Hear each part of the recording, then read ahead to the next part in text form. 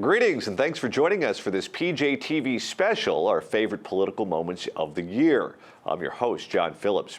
Joining me here in studio is PJTV contributor and stand-up comic Stephen Cruiser. And right next to him is the very fair-minded civil rights defense attorney, Leo Terrell. Today we're talking about our picks for favorite political moments of 2015, and Cruiser's up first.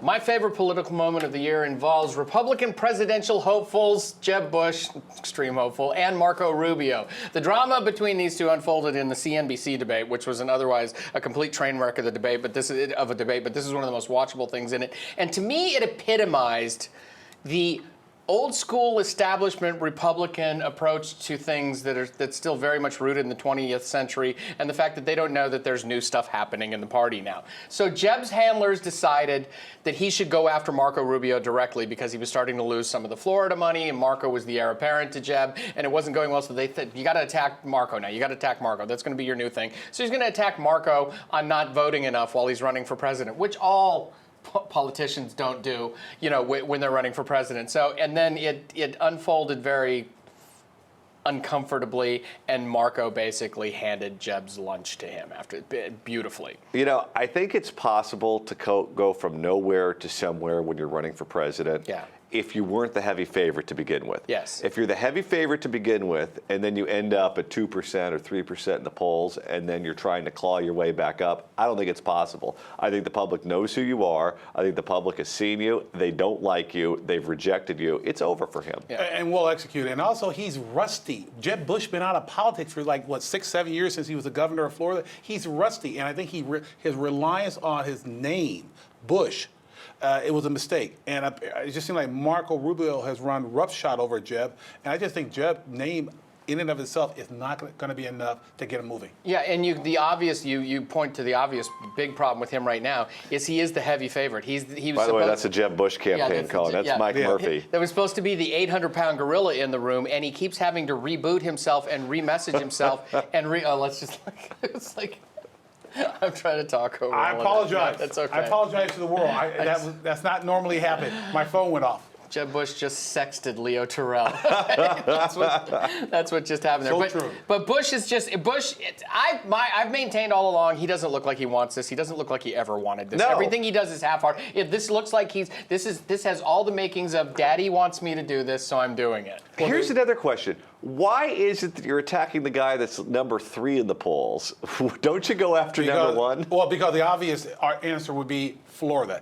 Jeb Bush would be totally embarrassed for him to lose to the junior senator. He's not going to make it to Florida. Well, that's the key. I mean, he figured Florida was a state that he had to win, and Marco Rubio is outpolling him in Florida. That, to me, was the key. First 4 states. You got Iowa, New Hampshire, South Carolina, Nevada. Florida. He's not going to make it to New Hampshire. Well, as long as the money will last. No.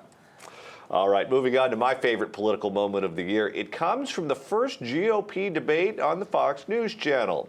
That's when we saw Donald Trump take on Megyn Kelly and slam my arch nemesis, Rosie O'Donnell. Let's go ahead and take a listen.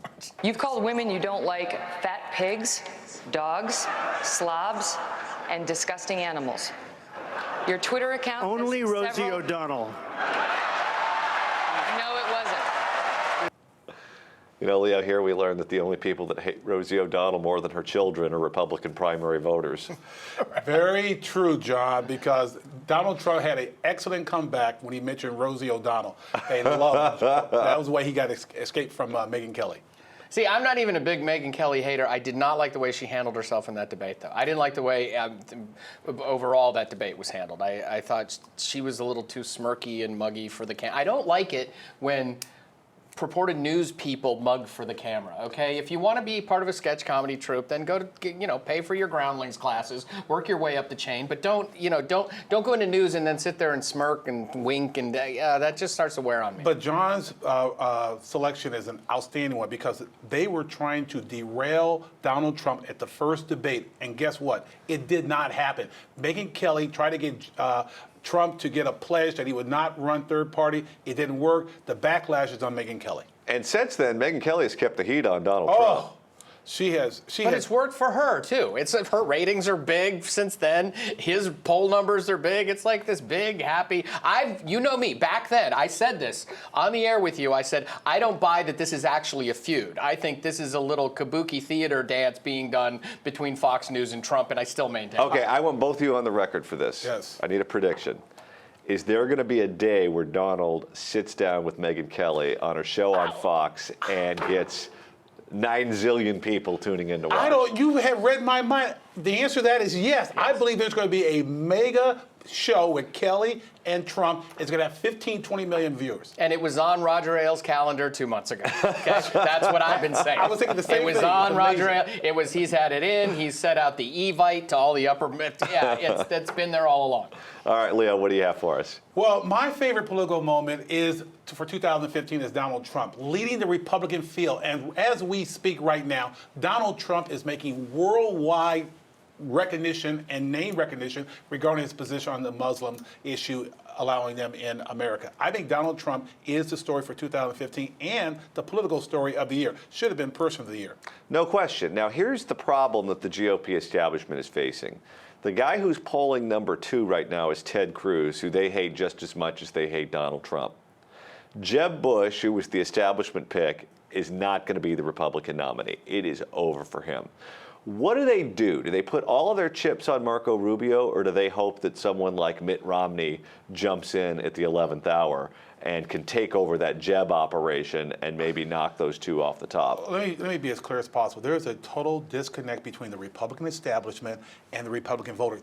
The Republican voters hate the establishment. That inside the Beltway strategy does not work. Trump has proven that. Carson has proven that. I think if the Republican establishment has any hope, they better rest their eggs in Cruz, because Cruz might be the only one close to the establishment to be on that ticket. The evangelical base is all going to go to Cruz after a while. Carson's people are already flowing there. Santorum's people are going to go there. Huckabee's people are going to go there. So if you want that part, and they're very good at get out the vote. They used to be when you weren't annoying them in elections. They used to be very good at getting out the vote. So I agree with Leo. They're going to have to go with Cruz, and they're going to hate them. And I'm going to love watching them. Because, although in the end, if it becomes this second tier, which is starting to shape up to be a thing between Rubio and Cruz, I don't think that's bad for the party either. I agree. I love the way it's going, and I love the fact that Trump forced the issue so hard that the GOP establishment couldn't delude themselves or the public anymore. Okay, let's look at the map here. If Mike Huckabee and Rick Santorum don't win Iowa, do we all agree that they're out of the race? Exactly. Their whole base is Iowa. They have to win Iowa for them to have any leverage. All of their chips on Iowa? They're gone. Well, Santorum's the anomaly. We know why. There's one very wealthy man Foster Freeze, who funds him, and Foster Freeze. Foster Freeze has money like you would not believe. They're gone. But move on. Trump is a pauper compared to Foster Freeze. Move on to Santorum can stay in as long as he wants. New Hampshire. If Kasich, Christie, and Paul don't win New Hampshire, those 3 are out, correct? I agree. And don't forget, Graham has already declared he's out if he doesn't do well. So Graham is out. In New Hampshire? In New Hampshire. Okay, so we'll add him to the list. Christie, especially in New Hampshire. The Northeastern Republican has to win New Hampshire if he's going to be viable in the race. Yeah. So that has 6 or 7 of them out after the first 2. Do any of them endorse Donald Trump? No. Not at that stage. Graham just to be annoying, I think. Sometimes. Graham? No way. Can't get him out of it. Come on. I think No way. Graham is going to be so petulant about being forced out. No, I don't think so. I don't think any will endorse Donald Trump. It's just going to be interesting. But the thing this year I want to see play out, and they keep saying it's going to play out. A lot of these guys are hanging around this long because there's super PAC money now. They don't have to spend their own campaign money for TV ads anymore. And the super PAC people are all so loaded. I mean, normal people like us try to sit around and go, oh, they're going to get sick of spending this money. A guy who's got $100 million doesn't care that he just spent 2, okay? And if he wants to spend another 2, but the map will. is the map. If Huckabee loses Iowa, he's not going to catch Huckabee's fire not going to in New win Hampshire Iowa. Cruz or is Nevada. going to win Iowa. But listen, I want to make sure this is clear. They will review this election and say the political model to win an election is over. You don't need big money. Donald Trump has proven social media is the alternative and the neutralizer to big PAC money. Trump Trump, to his credit, and a couple of the other Republican candidates, like Cruz especially, have adopted the 2008-2012 Obama model. You go after, you don't ask somebody for $100, you ask them for $5. You know what? A lot of times people don't have $100. Everybody's always got $5. You know, you just keep sending. Obama would send out emails asking for $3. And you know what? You get 1,000 people giving you $3. It's the same as one person giving you $3,000. But it's not the money per se. It's the message. Trump goes on Twitter. He sends out a message. It's covered by the media. That's the new business model that neutralizes big tech money. His approach to social media will be studied in political science classes in years to come. All right, that's going to do it for today's show. We want to know what you think about our picks for favorite political moment of the year. Be sure to leave your comments. See it in the comment section below. I'm John Phillips for Stephen Cruiser and Leo Terrell. Thanks so much for watching.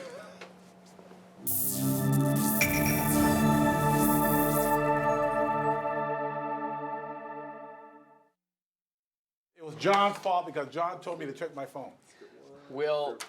I don't know, but I got to say, Jeb.